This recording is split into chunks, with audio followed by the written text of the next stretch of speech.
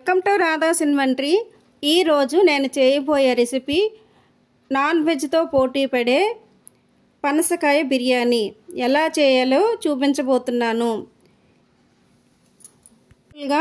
ఈజీగా చేసుకోవచ్చు।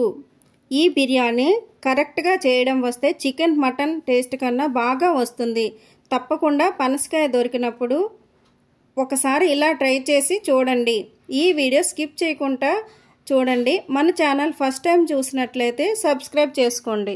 పనసకాయ ముక్కలు మార్కెట్లో ఈ సైజు కట్ చేయించుకోండి।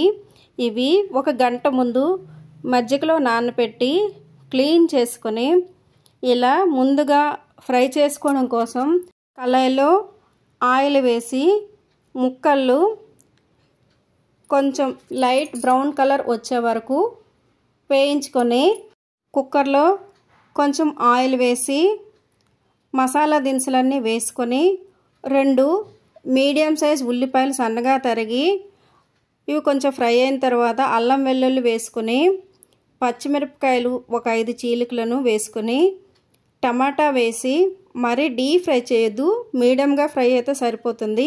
ఈ ఫ్రై అయిన తర్వాత పనసకాయ ముక్కలు వేసుకొని నార్మల్ రైసే వాడుతున్నాను।